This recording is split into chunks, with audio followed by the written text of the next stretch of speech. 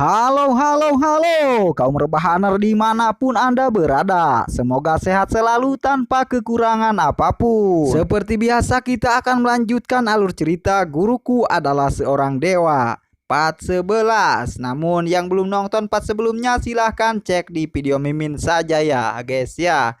Oke, tanpa berbasa-basi langsung saja kita gaskan ke alur ceritanya.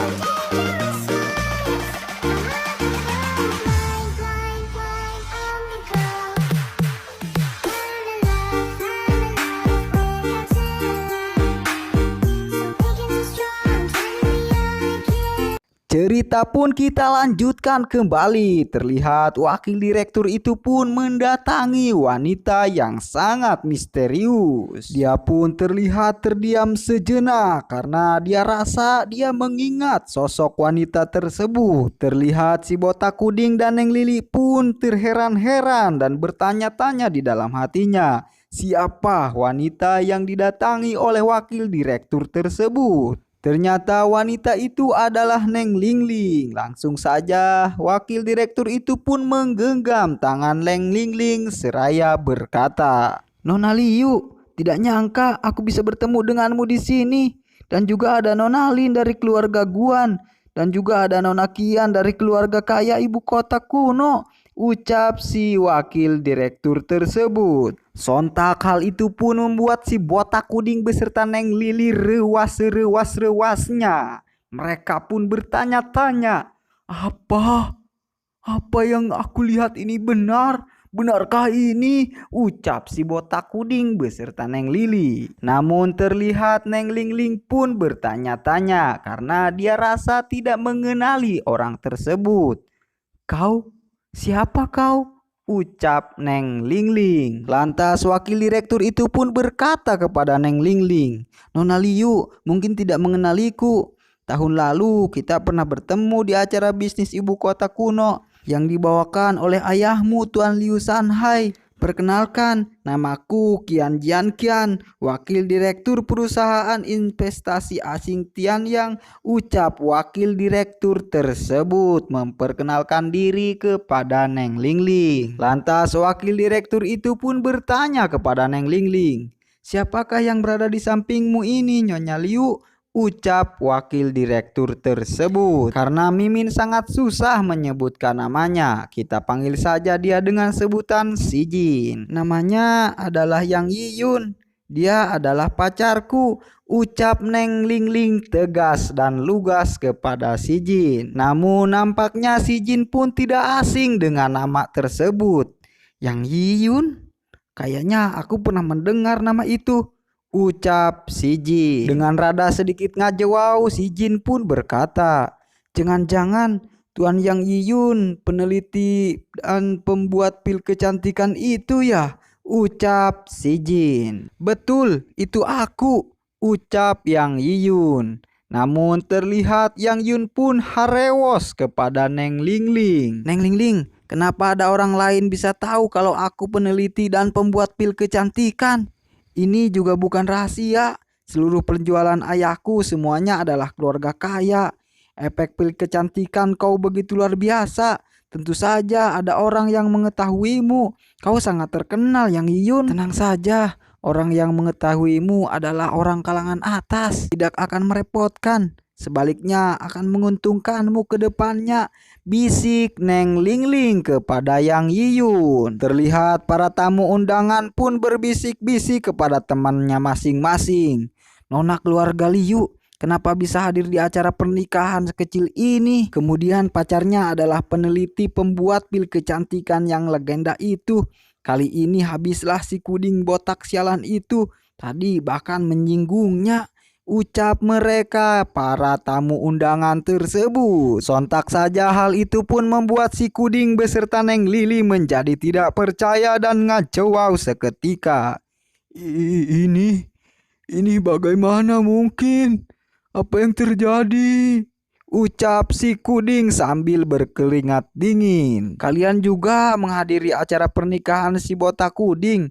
ucap Si Jin kepada Yang Yiyun. "Ya bisa dibilang begitu sih. jawab Yang Yiyun. Dengan tatapan tajamnya si Jin pun menatap si Kuding tersebut. Sontak hal itu pun membuat si Kuding jadi panas tiris. Seraya si Jin pun berkata, "Apakah kau tadi mempersulit Nona Liu? Masih tidak cepat ke sini untuk minta maaf?" ucap si Jin kepada si Kuding botak tersebut. Sontak saja hal itu pun membuat si botak Kuding serasa kebentar gelap di siang hari bolong tanpa hujan, tanpa ribut. Peladung. Dia pun tidak percaya dan rewas. Ini apa ini? Sontak saja hal itu pun membuat para tamu undangan tersenyum tertawa terbahak-bahak. Hahaha, sangat seru juga.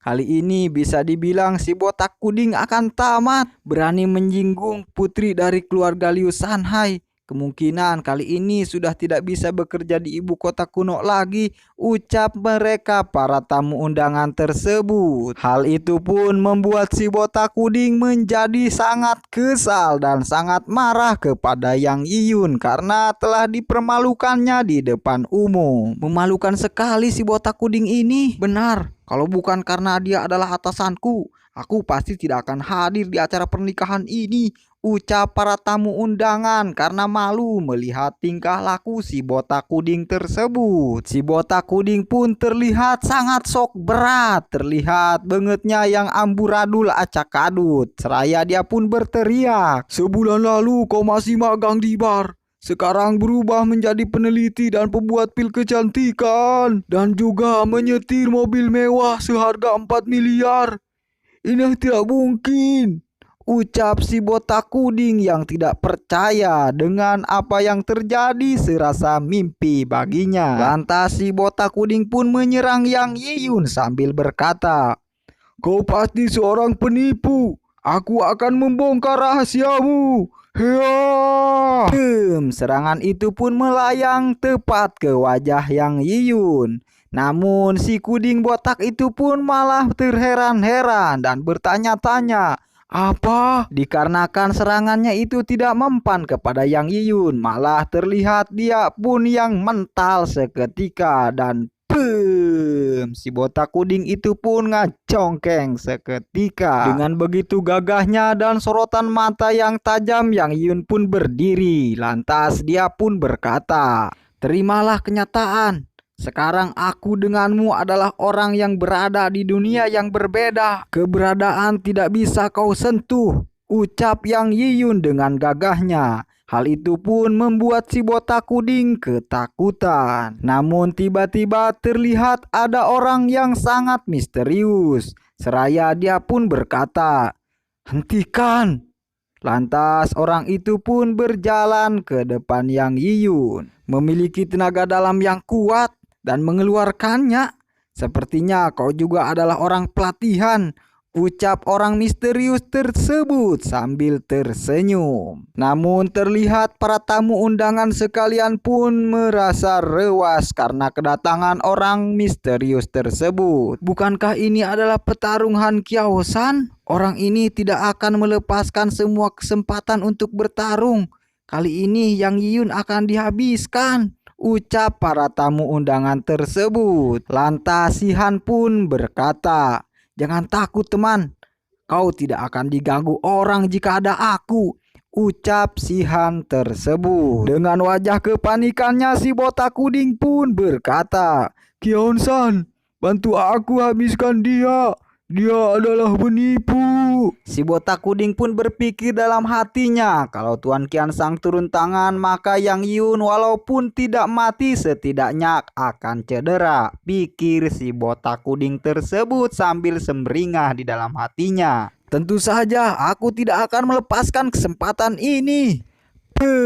Serangan itu pun dilancarkan oleh si Qianshan tersebut. "Mengalahkan dia hanya dengan waktu sekejap," ucap si Qianshan dengan sombongnya sambil melancarkan serangannya kepada Yang Yiyun. Dan sambil menahan serangan tersebut, Yang Yiyun pun berpikir bahwa kekuatan orang ini sangatlah besar. Terlihat efek serangannya pun ngabledug seketika.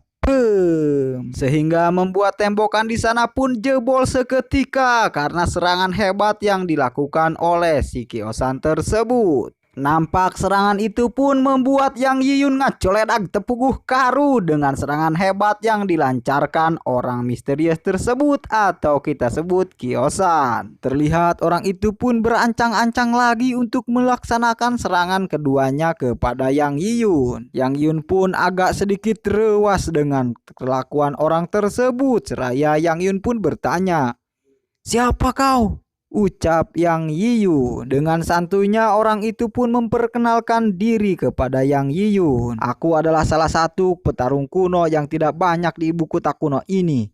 Han Qiansan, teman dari si botak kuding," ucap Han Qiansan. Namun si Han Qiansan ini sedikit terheran-heran. Dia pun berkata di dalam hatinya, "Sudah menerima tendanganku, tapi tidak terluka sedikit pun. Sepertinya bukan orang pelatihan biasa," ucap Han Qiansan di dalam hatinya. Terlihat Yang Yun pun ngajewau terdiam sejenak. Dia pun bertanya-tanya dalam hatinya, "Petarung kuno seperti orang yang berlatih teknik pull up." Namun terlihat si kiosan ini salah dugaan. Dia mengira Yang Yun tidak bergerak lagi karena dia menerima serangan tersebut. Dengan bertanya-tanya di hatinya, Yang Yun pun melontarkan pertanyaan kepada si kiosan tersebut. "Apakah aku boleh bertanya satu pertanyaan kepadamu?" ucap Yang Yiyun. Dengan sombongnya si kiosan pun berkata, "Tidak ada gunanya kau meminta maaf kepada aku, Yang Yiyun. Aku harus mencari kembali harkat martabat maksudnya harkat martabat ke babaturanku." Gimana sih? Belum ngopi kayaknya nih Mimin.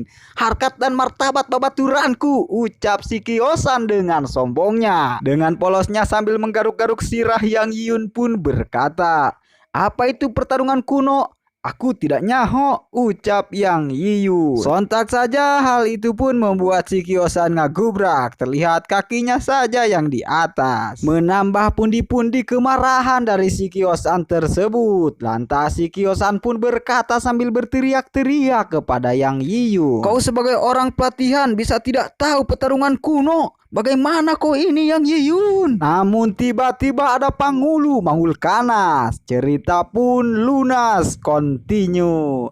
Mimin ucapkan terima kasih kepada yang sudah menonton. Woi motor. Oke, terima kasih. Sampai jumpa di next video.